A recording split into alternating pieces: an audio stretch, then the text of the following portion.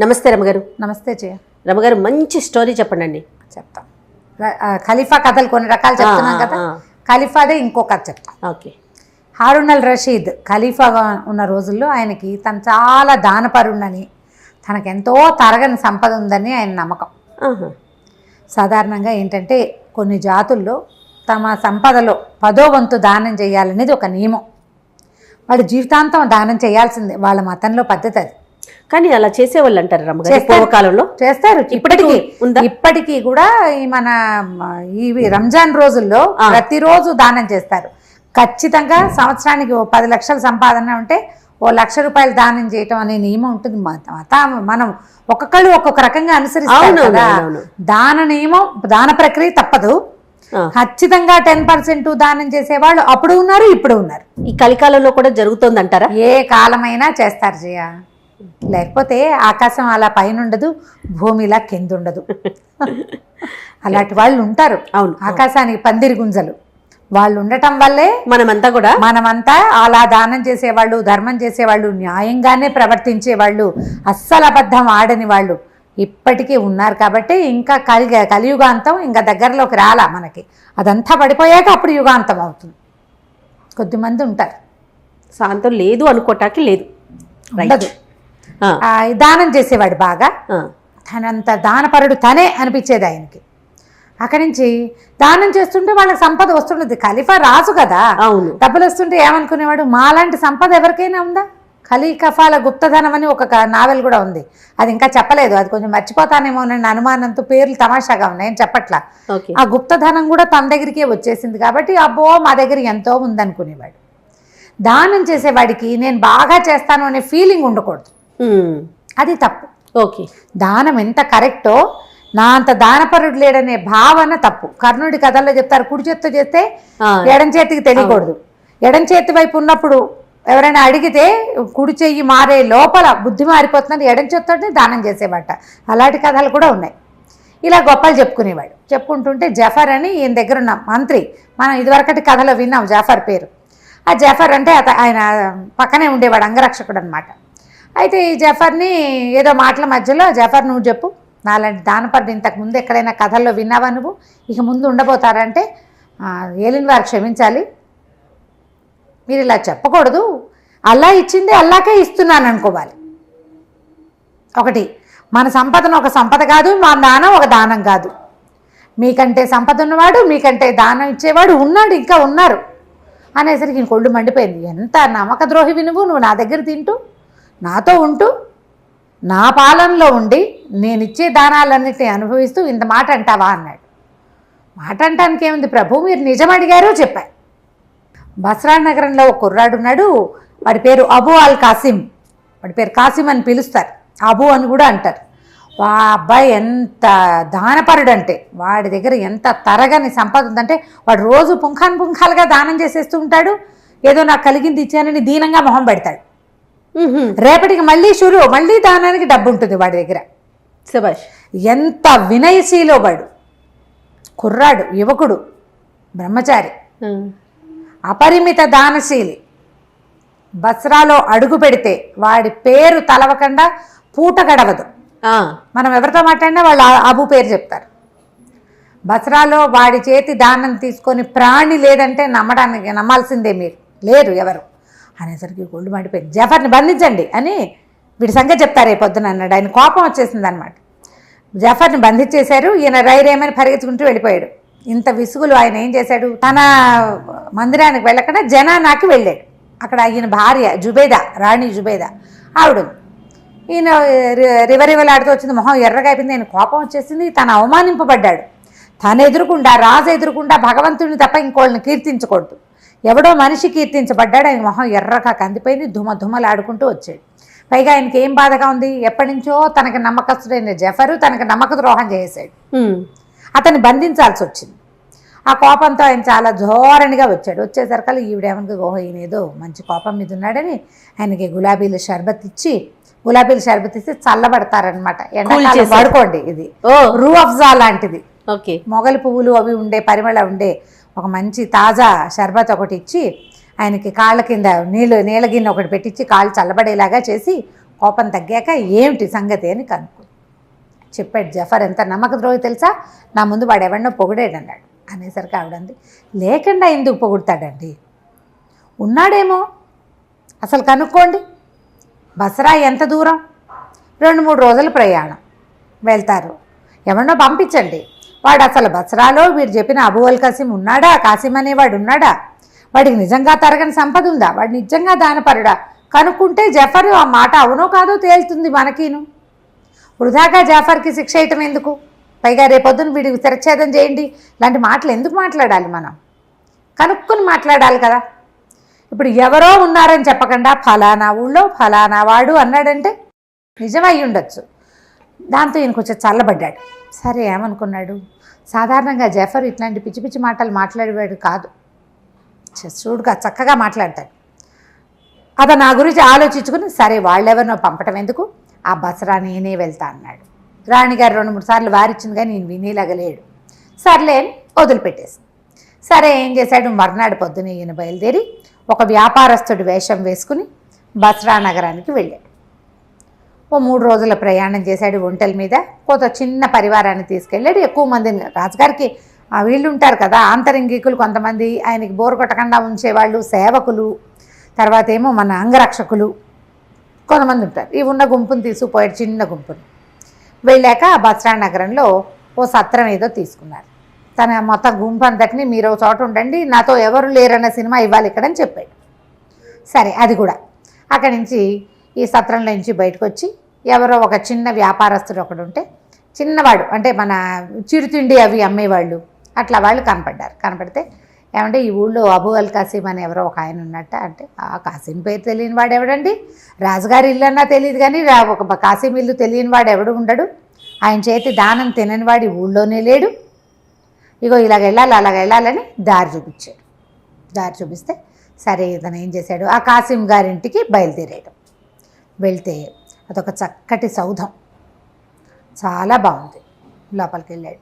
ఆ బయటికి వెళ్ళి నేను బాగ్దాద్ నుంచి వచ్చిన ఒక వ్యాపారస్తుడిని అబు గారిని చూడడానికి వచ్చానని కబురు చేశాడు. ఒక బానిసల అంతా బానిసల మయం, బానిస అని ఆడ బానిస, మగ బానిస, నల్ల బానిస, తెల్ల బానిస ఇలా పేర్లు రాస్తారు ఆ కథలో. అక్కడి నుంచి బానిస లోపలికి వెళ్ళి వ్యాపారస్తుడు ఎవరు వచ్చారంటే ఆ ఇంటి యజమాని గబగబా పరిగెత్తుకుని లోపలికి ప్రవేశపెట్టమని ఆయన లోపల కూర్చోలే, ఆయనే వెళ్ళి బయటకు వచ్చాడు. ఆ వచ్చిన వాడు ఒక కుర్రాడు, మంచి స్ఫురద్రూపి, 25 ఏళ్ళు 28 ఏళ్ళు అలా ఉంటాయి. చక్కగా తలతల్లాడే బట్టలు అవి వేసుకున్నాడు, మంచి కళ్ళగా ఉన్నాడు, వినయశీలుగా కూడా ఉన్నాడు. రండి దయచేయండి, మా ఇల్లు పావనం చేశారు, ఏం పని మీద దయచేశారు, రండి వాళ్ళన్న ఆతిథ్యం స్వీకరిద్దురు కానీ అని చెప్పి లోపల తీసుకెళ్ళాడు. లోపల తీసుకెళ్తే ఎంత బాగుందో ఇల్లు చాలా బాగుంది భవనం. అక్కడి నుంచి అసలు పచ్చలతోటి వాటితోటి తోరణాలు, దీపాలకు బదులు కెంపులు, వాటి మీద ఒక దీపం పెట్టారు, ఒక్కొక్క కెంపు పెడితే ఈ దీపం కెంపు మీద పడి ఇట్లా వెలుగొస్తుంటుందన్నమాట. లోపలంతా చల్లగా ఉంది. కాళ్ళు కడుక్కోవడానికి నీళ్ళు ఇచ్చారు. ఆ నీళ్లు ఇవ్వటం ఏంటో నువ్వు నీ చెబుతా నువ్వు పోసుకోమనలేదు, ఒక పెద్ద బైసిన్ తెచ్చి దాని నిండా చల్లటి నీళ్లు గులాబీ అత్తర్ లాంటిది ఏదో కలిపి అందులో కాళ్ళు పెట్టించారు. అక్కడి నుంచి తీసి మామూలు నీళ్ళల్లో పెట్టించారు. ఇంకోళ్ళు కాళ్ళు తుడిచారు,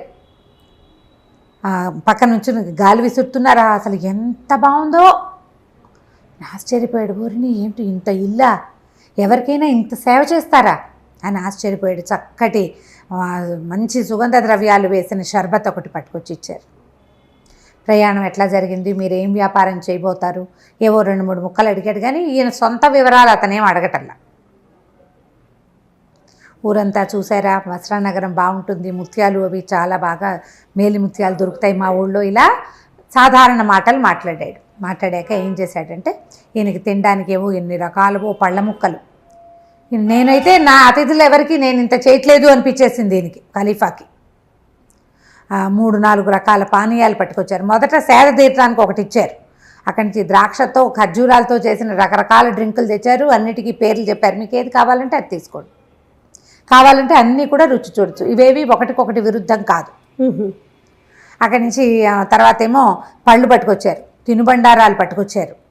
అసలు ఒక తెచ్చిన మనిషి తెచ్చింది తేకుండా తెచ్చేస్తున్నారు మనుషులు. మళ్ళీ గొడవగా హడావిడిగా ఏమిటో గుంపుగా లేరు, ఒక సుశిక్షితులైన సైనికుల్లాగా ఒక 6 వస్తారు, 6 పదార్థాలు పుచ్చుకుని. వాళ్ళు వెళ్ళిపోగానే డ్యాన్స్ ఎరీనా మీదకి వస్తూ ఉంటారు కదా సర్కస్లో, ఒకళ్ళ తర్వాత ఒకళ్ళు అలా చక్కగా వచ్చి వరుసలుగా అన్నీ అందించి వెళ్ళిపోతున్నారు. ఈయన చాలా సంతోషించాడు. బాగా రిలాక్స్ అయిపోయాక ఇతను లోపలికి వెళ్ళి ఏం చేశాడు, ఒక ఇంత చెట్టు, దాని నిండా అది ఎలా ఉందంటే వెండితో చేసిన చెట్టు, దానికి కాయలు పువ్వులు అన్నీ వేళ్లాడుతున్నాయి. ఆ చెట్టు కింద ఒక చక్కటి నెమలి బొమ్మ ఉంది. ఒక పుల్ల లాంటిది ఒకటి పుచ్చుకొచ్చాడు. ఆ చెట్టు ఆ నెమలి పెట్టాడు ఇతనికి ఎదురుకుండా బల్ల మీద. తన చేతిలో ఒక పుల్ల పెట్టుకుని ఆ పుల్లతో ఆ నెమలిని అట్లా కొట్టేసరికల్లా ఆ నెమలి గిర్రమని అలా తిరగటం మొదలుపెట్టింది. ఆ చెట్టు చుట్టూ తిరుగుతుంది. అది తిరుగుతుంటే అది పింఛం వీడుస్తుంటే దాని లోపల నుంచి రకరకాల సుగంధాలు, ఎన్ని రకాలు, ఎంత బాగుందో. ఆయన అట్లా మైమరిచి చూస్తూ ఉండగా చటుక్కుని అతను ఏం చేశాడు, ఆ చేత పుచ్చుకుని లోపలికి వెళ్ళిపోయాడు. నువ్వు ఒక వస్తువు చూపించావు, నువ్వు పూర్తిగా చూసి ఇదంతా ఏమిటి కనుక్కునే లోపల అవతల వాళ్ళు తీసిస్తే నీకేమనిపిస్తుంది? అదే కదా, ఆశాభంగంగా ఉంటుంది. నేను తెలిపాడు, ఇదేమిటి అతిథిని ఇట్లా అవమానిస్తాడా వీడు అనిపించింది. లోపలికి వెళ్ళిపోయి మళ్ళీ ఒక 5 నిమిషాలాగా వచ్చాడు. ఒక పాత్ర పట్టుకొచ్చాడు. పాత్ర అతను వెనకాల ఒక బానిస కుర్రాడు వచ్చాడు. వాడి చేతిలో ఇట్లా పాత్రలే ఉంది. అది ఎలా అంటే పాన పాత్ర, మామూలు డ్రింక్స్ తాగుతారు కదా ఆ పాత్ర, కెంపు పాత్ర. అది ఒక పెద్ద కెంపుని మలిచారు ఇట్లా. ఆ కెంపులో ద్రాక్షాసవం పోసి చేతికిచ్చాడు. అసలు ఆ పాత్రే ఎంత బాగుందో, భలే అందంగా ఉంది. ఆ పాత్ర తీసుకున్నాడు. తాగి వెనక్కిచ్చేసరికి మళ్ళీ నిండిపోయినట్టు కనపడుతోంది. అది 3 సార్లు తాగాడు. 3వసారి కూడా అది నిండిపోయింది. వాడు పోయిటల్లా అది చేతికిచ్చి తీసుకునే లోపల వచ్చేస్తోంది. ఈయన ఆ పాత్రను పరిశీలించే లోపల టక్కిన ఆ పాత్ర తీసేసుకున్నాడు. అతను లోపల పట్టుకెళ్ళిపోయాడు.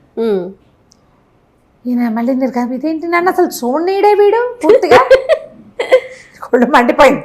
3వసారి ఈయన చప్పట్లు కొడుతూ లోపలికి వచ్చాడు. అతను వెనకాల ఒక అమ్మాయి వచ్చింది. ఎంత బాగుందో చెప్పరానంత సౌందర్యవతి, ఒళ్ళంతా వజ్రాలే, ఆభరణాలు, వస్త్రాలు లేవు, వజ్రాల ఆభరణాలే వస్త్రాలుగా ఉన్నాయి. అక్కడి నుంచి ఒక చిన్న సితార్ లాంటిది ఒకటి పట్టుకొచ్చింది, మ్యాండలీను బట్లాగా. అది టింగ్ టింగ్ కూర్చుని చక్కగా మహాసౌందర్యవతి అయిన ఒక అమ్మాయి, దాని శరీరం సగం బయటికే కనపడుతోంది. మ్యూజిక్ వాయించడం మొదలుపెట్టింది. అది పాట పాడుతుంటే ఈయన మైమరిచిపోయాడు. ఆ వాయిద్యం ఎంత బాగుందో, పాట ఎంత బాగుందో. ఆ పాట పూర్తయ్యాక అమ్మాయి దగ్గరికి వెళ్ళి ముట్టుకుందాం అనుకున్నాడు ఈయన. పాట పూర్తయ్యే లోపలే ఈయన చప్పట్లు కొట్టాడు. పిల్లలు లేచి వెళ్ళిపోయాడు. మండిపోయింది ఈయనకి. వీడి ఆతిథ్యం మండినట్టే ఉంది. ఏది పూర్తిగా చూడనివ్వడు. ఇన్ని తాగేచ్చారు, ఇన్ని తినిచ్చారు, బాగా నచ్చిన వస్తువును ముట్టుకొని ఇవ్వాలి కదా. ముట్టుకొని వెళ్ళి సరే నేను వెళ్ళొస్తానని బయలుదేరాడు. ఆ పెద్ద జఫర్కి చెప్తా, వీడి ఆతిథ్యం ఏడిసినట్టుంది, ఏవో ఇచ్చానంటున్నాడు, ఏమిచ్చాడో వీడు నాకు తెలీదు అని దుమ్ములాడుకుంటూ ఒళ్ళు మండిపోయింది లోపల. పైకి మాత్రం అనలా.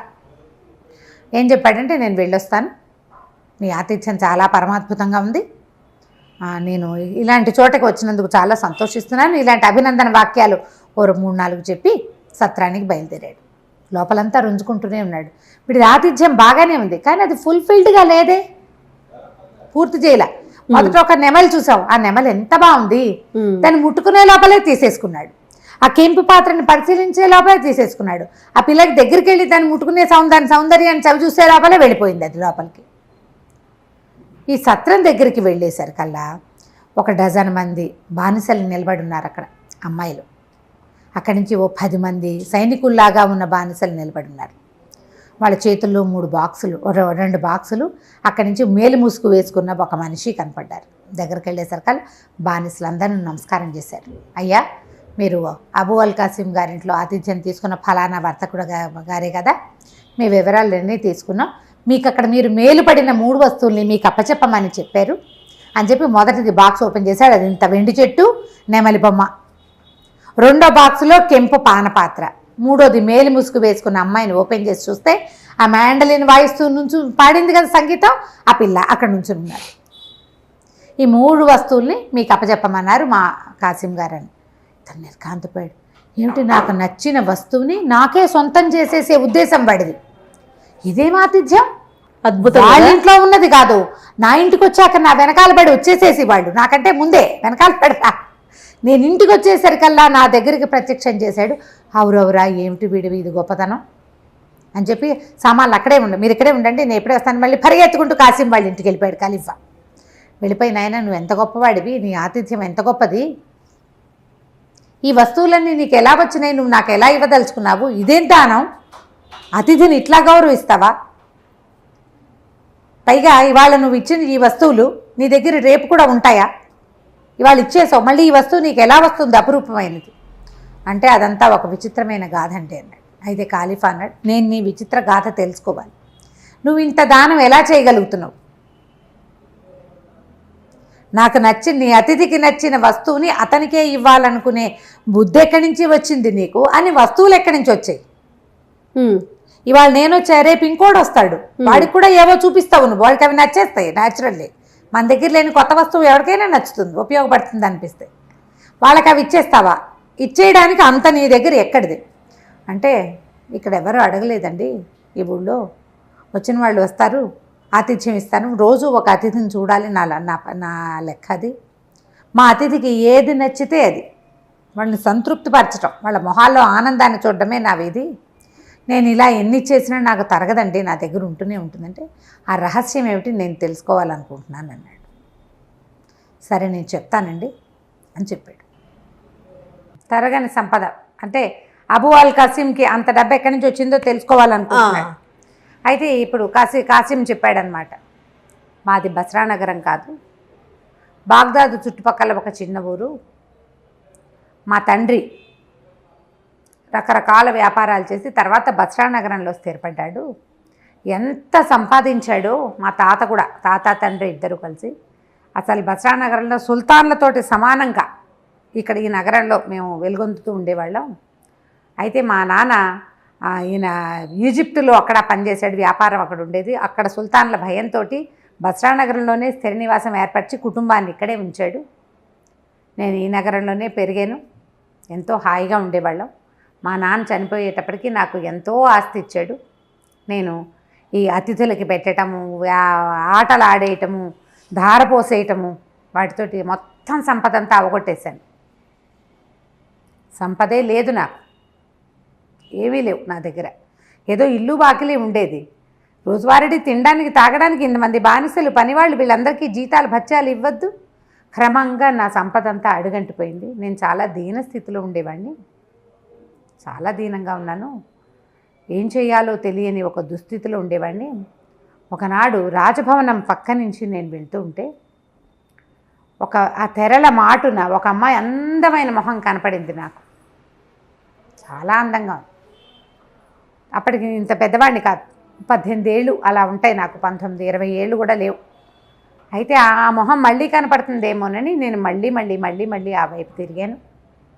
తీరా నాకు ఆ ముఖం కనపడింది. ఈ బస్రా సుల్తాన్కి ఎంతోమంది భార్యలు ఉన్నారు, ఆ భార్యల్లో ఒకతని నేను చూశాను. ఓహో. అయితే ఇంకా నాకు సంపద లేకపోయినా ఏదో తినడానికి ఉంది, నేను అక్కడక్కడే తిరుగుతూ ఆమెను ఆకర్షించడానికి ప్రయత్నం చేశాను, నా చిన్నతనంతో అనండి ఏదైనా కానీ. అయితే ఆమె ఏం చేసింది, కింద తోటలో తిరగడానికి వచ్చింది. నేను వెళ్ళి ఆమెను పలకరించాను, ఎవరికైనా తెలిస్తే కొంప మునిగిపోతుంది, నాకు నువ్వు నచ్చావు, కానీ బస్రా ఈ సుల్తాన్ భార్యలంటే సుల్తాన్ తోటి సంబంధ బాంధవ్యాలు ఉండవు, పాడుండవు, ఎవరికి వాళ్ళకి ఏవో ఒక మందిరం ఏర్పరుస్తారు, ఆ మందిరాల్లో పడుంటారు. వస్తే సుల్తాన్ ఒకసారి వస్తాడు ఎప్పుడో, సుల్తాన్ భార్య అని ముద్ర ఉంటుంది, ఇతరులు ఎవ్వరూ దాని వైపు చూడకూడదు, ఇంకా జనానాలోకి ప్రవేశపెట్టబడతారు. వాళ్ళు లోకల్ స్నేహాలు ఏమైనా చేసేస్తూ ఉంటారు, బయటపడితే ప్రాణాపాయం, పట్టుపడకుండా ఉంటే ఏదో వేషం వేస్తూ ఉంటారు. ఈ పిల్ల చాలా చిన్నది, ఇప్పటిదాకా నేను సుల్తాన్ మొహమై చూడలేదు, నేను అందగత్తనని ఉంచుకునే వాళ్ళుట. ఆ కథల్లో అలా కనపడుతుంది, మనకు మాత్రం ఏం తెలుసు, మనం చూసాము, మన దేశంలో జరిగే వ్యవహారం కాదు కదా, అంచేత మనకు తెలీదు. ఈ అరేబియన్ నైట్స్ కథల్లో అలాంటివి చూపిస్తారు. సంవత్సరానికి ఒకసారి కూడా సుల్తాన్తో గడిపే టర్న్ రాని వాళ్ళు కూడా ఉంటారు, అలా కూడా ఉంటుంది, ఆ కథల్లో చూపిస్తారు, మనకు తెలియదు. ఆ కథల్లో విని ఓహో కామోసుకో అనుకోవాలి మరి, అంతే. అయితే ఏమైంది, సరే ఏమందంటే నువ్వు రా మన ఇద్దరం స్పెండ్ చేద్దామని పిలిస్తే ఆనాటి రాత్రి ఆమె ఎలా దారి గుర్తు రాసిచ్చింది ఎట్లా రావాలో. ఆనాటి రాత్రి మేము పైకి వెళ్ళాం. మా కర్మగాలి ఆ రోజే సుల్తాన్ వచ్చే రోజు అయింది, ఆమె జీవితంలో మొదటి రోజు అదే. అబ్బా. అయితే ఇది ఎట్లా ఒక పెద్ద నదిని ఆనుకుని సౌధం, ఆ సౌధానికి ఒక పక్కన పెద్ద తోట అట్లా ఉన్నాయి. అయితే ఏమైంది, మేమిద్దరం మనసు విప్పి మాట్లాడుకున్నాం. చెప్పాను నేను, నాకేం సంపద లేదు, ఏమి లేదు, ఏమీ అక్కర్లేదు, ఈ సుల్తాన్ తోట ఉండటం ఎందుకు, ఒక మగవాడికి పరిచర్య చేస్తూ వాడు చక్కగా సంపాదించి పెడుతుంటే తినాలని, సాధారణ జీవితం గడపాలని కోరుకుంటున్నానని చెప్పింది. అమ్మాయి పేరు లబీబా. అనుకుంది, మేమిద్దరం ప్రేమించుకున్నాం. ఆ కాసేపట్లోనే ఒకళ్ళ మనసులో ఒకళ్ళకి పుచ్చుకున్నాం. ఇంతలో పెద్ద సందడి వచ్చింది. బానిసలు బోర్డంత మంది వచ్చారు. రాజు వచ్చే ముందు అట్లా వచ్చి అన్ని తలుపులు తీస్తారు. ప్రతి గది తలుపు తీయబడుతుంది. ఈ అమ్మాయి గది తీయబడింది. అమ్మో ఎవరో వస్తున్నారని నేను పారిపోయే లోపల, బానిసలంటే ఏదో మామూలుగా పనిచేసేవాళ్ళు కాదు, వాళ్ళు రాజుగారి వెనకాల ఉండేవాళ్ళు. ఒక రకంగా చెప్పాలంటే అంగరక్షకులు లాంటి వాళ్ళు. ఇద్దరు చెరో పక్కన ఒడిసి పట్టుకుని నన్ను లబీబాని కూడా నదిలోకి విసిరేసేశారు. రాజద్రోహ నేరం కింద ఆ అమ్మాయిని నదిలో పారేశారు, నన్ను కూడా పడేశారు. ఊహించని ఈ ప్రమాదానికి ఆ అమ్మాయి ఎటుకొట్టుపోయి చచ్చిపోయిందో ఏమో దొరకలేదు. నేను మాత్రం ఎట్లాగొట్లా ఆ నదిని దాటుకుని బయటపడ్డాను. బయటపడి దీన స్థితిలో ఉన్నాను. అయితే ఏమైందంటే వ్యాపారస్తుల బజార్లోకి వెళ్ళా. ఏం చేయాలో తెలియలే. భగ్నప్రేమికుడైపోయాడు వీడు. తన వల్ల తను పైకి వెళ్ళకుండా ఉంటే అమ్మాయి చచ్చిపోయేది కాదు. రోజు ఓసారి అమ్మాయి మొహం చూసి బతికేసేవాడు కనీసం. అయ్యో ఇంత పని చేశాను, నా వల్ల ఇలా జరిగిందని, నాకు కూడా చచ్చిపోదామని ఉంది. కానీ భగవంతుడు ఇచ్చిన జీవితాన్ని మనం అంతం చేయకూడదు. వాడు విసిరేశాడు, అమ్మాయి చచ్చిపోయింది, నేను చావలేదు కదా అంటే భగవంతుడికి నన్ను చంపడం ఇష్టం లేదనమాట. బతికుండమంటున్నాడని పరిదీన వదనంతో వ్యాపారస్తుల బజార్లో తిరుగుతున్నా. ఈ లోపల ఒక ఆయన కనపడ్డాడు. ఆయన ఎవర్రా నువ్వు, ఏమిట్రా అని అడిగితే నేను ఏం చేసి, ఇప్పుడు బాధగా ఉంది, నేను ఎంత పని చేశానో, నేను ఎంత దుర్మార్గుణ్ణి, నా వల్ల ఒక స్త్రీ చనిపోయింది, మా నాన్న ఇచ్చిన ఆస్తి అంతా తగలబెట్టేశాను అనగానే ఆయన చాలా ప్రేమగా నన్ను కావలించుకున్నాడు. నాకెవరూ లేరు, నువ్వు నాతో పాటు ఉండు కనరా, నీకు తండ్రిగా ఉంటాను నేను, నువ్వు నాతో ఉండని నన్ను తన ఇంటికి తీసుకెళ్ళాడు. అప్పుడప్పుడు ఇలా జరుగుతాయి. మనం ఒకళ్ళ మరణాలకి కారణమవుతాం, అలాగే ఒకళ్ళ అభ్యున్నతికి కూడా అనుకోకుండా మనం కారణమవుతాం. ఇప్పుడు ఆ అమ్మాయి చనిపోకపోతే నువ్వు నా దగ్గరికి చేరేవాడివి కాదు. చూసావా, అమ్మాయి నీ ఉన్నతికి కారణమైంది అని నన్ను ఒప్పించాడు. నేను ఆయనతో పాటు ఉన్నాను. 3 సంవత్సరాలు ఆయనతో పాటే ఉన్నాను. ఆయనకి ఎంతో సంపద ఉంది. ఆయన వ్యాపారం ఏర్పరచడం అన్నీ నేర్పించాడు. ఆయనకి చావు మరణకాలం వచ్చినప్పుడు ఆయన చెప్పాడు, నాయన ఈ సంపద మనకి తరగని సంపద ఉంది. ఈ సంపద మనకి ఎట్లా పెరుగుతుందంటే నిరంతరము దానం చేయాలి, ప్రతిరోజు అతిథి పూజ చేయాలని తన సంపద అంతటినీ నాకు అప్పచెప్పాడు. ఆయన మరణించాడు, నేను ఆయన కొడుగ్గా ఉండిపోయా. రోజు ఇలాగే దానం చేస్తా. క్రమంగా నాకు ఈ డబ్బు ఎక్కడి నుంచి వస్తోందన్న అనుమానం మొదలైంది. ముందు ఒక సైనికాధికారి వచ్చాడు, ఒక అధికారి, చిన్న అధికారి వచ్చాడు. ఈరోజు దానం చేసేవాడి దగ్గర డబ్బు ఎక్కడిది అనేది ముందు మనం ఎదిరించి ఏదైనా ఒక రిపోర్ట్ వెళ్ళాలంటే ముందు చిన్నవాడు కదా వచ్చి చూస్తాడు, చిన్నవాడే పెద్దవాడికి ఇస్తాడు.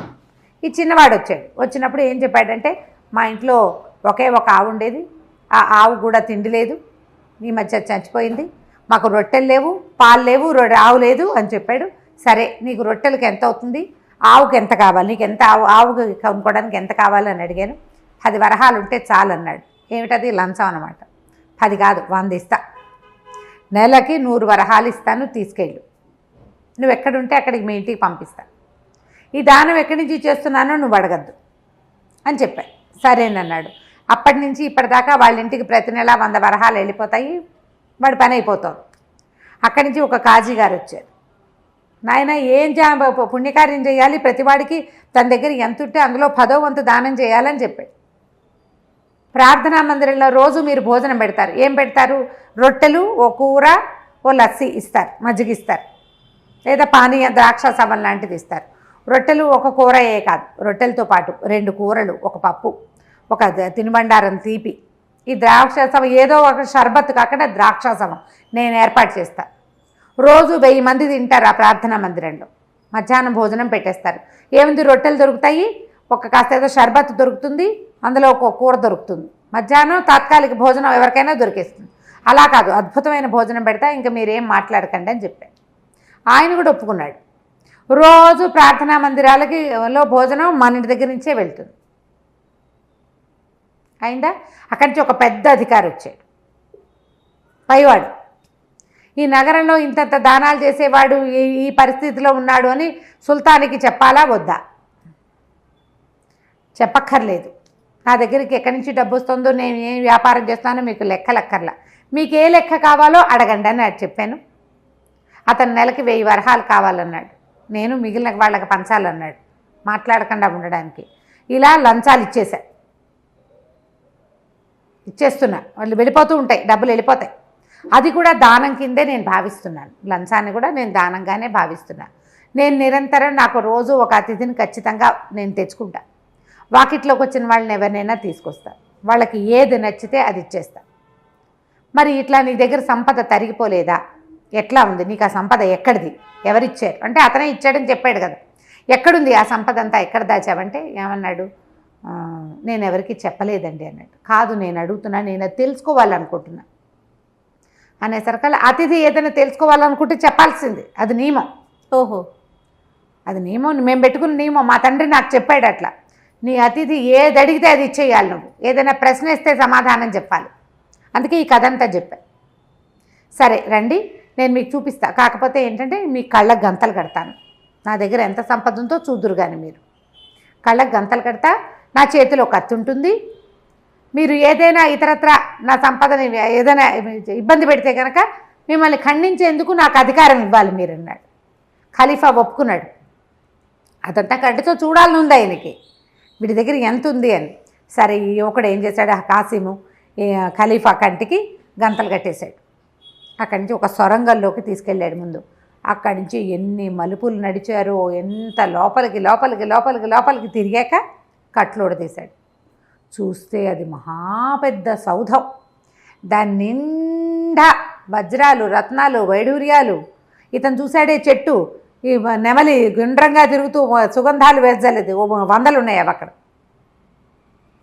ఆ కెంపు పచ్చల పానపాత్రలు లక్షల్లో కనపడుతున్నాయి, డబ్బాల నిండా అవే. తీసిన కొద్దీ రీప్లేస్ అయిపోతాయి. ఓహో, తీసిన కొద్దీ వస్తాయి. అపురూపమైన వస్తువులు ఒక గదుల నిండా ఉన్నాయి. ఇక అంతా ధనమే. ఆశ్చర్యపోయాడు తను. ఇంత ఉండి వాడు సింపుల్గా చాలా దీనంగా మీకు నేను సహాయం చేశానా, మీరు ఇదిగా ఉన్నారా, మీరు ఆనందించారా అంటాడు. అక్కడి నుంచి చాలా అద్భుతంగా చేశానంటే అల్లా ఇచ్చింది అల్లాకే ఇస్తున్నానంటాడు. వినయశీలిగా ఉన్నాడు. ఆశ్చర్యపోయాడు ఆయన. మొత్తం అంతా తిరిగి చూసి, నీ దగ్గర ఉన్న సంపద భూప్రపంచంలో ఎవరి దగ్గర లేదు, ఖలీఫా దగ్గర ఉండే అవకాశం లేదు. ఖలీఫాకి తెలుసు తన దగ్గర ఏముందో. కళ్ళగంతలు కట్టే పైకి వెళ్ళిపోతా ఉన్నాడు. వెళ్ళిపోయాడు. వెళ్ళి సత్రానికి వెళ్ళిపోయాడు. తనకిచ్చిన 3 యాక్సెప్ట్ చేశాడు. అవి తన బాగ్దాద్ నగరానికి తీసుకెళ్ళాడు. భార్యకి చూపించాడు. ఆ అందంగా పాటలు పాడే అమ్మాయిని కూడా వాళ్ళ ఆస్థానంలో ఉంచుకున్నారు, జనానాలో ఉంచుకున్నారు. అమ్మాయి పాటలు పాడుతుండేది, ఆ పాటలు పాడే పిల్ల. అక్కడి నుంచి చెప్పాడు రాణికి, వాడి దగ్గర ఉన్న సంపద చిన్నది కాదమ్మా, మనం 10 సార్లు హెచ్చవేసినా వాడి దగ్గర ఉన్న గదుల్లో ఓ గదికి కూడా రాం మనం. అబ్బా, అంతుంది వాడి దగ్గర. కానీ వాడు చాలా వినయశీలి. మీరు సంతోషించారని దిగులుగా అడుగుతాడు. మీకు ఆనందం కలిగించానా, నేను మీకు సరిపడా సేవ చేశానా అంటాడు. అలాంటి వాడికి ఏదైనా చేయాలనుకున్నాడు. ముందు అతన్ని జాఫర్ని అరెస్ట్ చేయించాడు కదా, జాఫర్ని వదిలేసి జాఫర్కి క్షమాపణ చెప్పుకున్నాడు. నువ్వు చెప్పింది నిజం, అబూ అల్ కాసిం లాంటి దాతని నేను ఎక్కడా చూడలే, వాడి దగ్గర ఉన్న సంపద ఎవరి దగ్గర లేదు భూమి మీద అని చెప్పి వీటిని మనం గౌరవించాలి. ఎలా చేద్దాం అంటే, అప్పుడు ఆ బస్రా నగరం ఈయన పాలనలో ఉన్నదే, ఖలీఫా పాలనలో. అక్కడ ఏదో ఒక సుల్తాన్ ఉన్నాడు, నగర పాలకుడుగా చేద్దాం వీడిని అని భావించి, సరే అక్కడ పాలకుడు అని కాగితం రాసి పంపించద్దు, వాడిని మన ఇంటికి పిలుద్దాం, ఖలీఫా దగ్గరికి పిలుద్దాం, మన రాజ్యాన్ని పిలిచి బాగ్దాద్ నగరాన్ని పిలిచి చేద్దాం అనుకున్నాడు. సరే అంటే అభిషేకం చేయాలి, రాజ్యాభిషేకం లాంటిది. అతనికి ఆ పదవి ఇవ్వాలన్నమాట. కట్టబెట్టడానికి వచ్చిన క్రియ ఉంటుంది కదా. సరే ఉత్తరం రాశారు. ఖలీఫా నుంచి పిలిపి వచ్చింది. అబూ అల్ కాసిం ఏం చేశాడు, తన జనాలతోటి పాటు వచ్చాడు. వస్తే రాజుగారు చాలా సంతోషించి, అప్పుడు అతను గుర్తుపట్టాడు తన దగ్గరికి వచ్చిన వ్యాపారస్తులే ఖలీఫా అని. ఇద్దరు కావలించుకున్నారు. ఈయన తనే స్వయంగా స్నానశాలకు తీసుకెళ్ళి దగ్గరుండి స్నానం చేయించి మంచి పట్టు పుట్టాలు కట్టబెట్టించి అక్కడి నుంచి ఓ చోట కూర్చోబెట్టి చప్పట్లు కొట్టాడు. ఎవరక్కడ, మంచి ద్రాక్ష సవం తీసుకురండి అంటే ద్రాక్ష సవం తీసుకొచ్చింది. ఒక బానిస, అందంగా ఉంది అమ్మాయి, అమ్మాయిని చూడగానే కెవ్వుమని కేకబెట్టి పడిపోయాడు వీడు.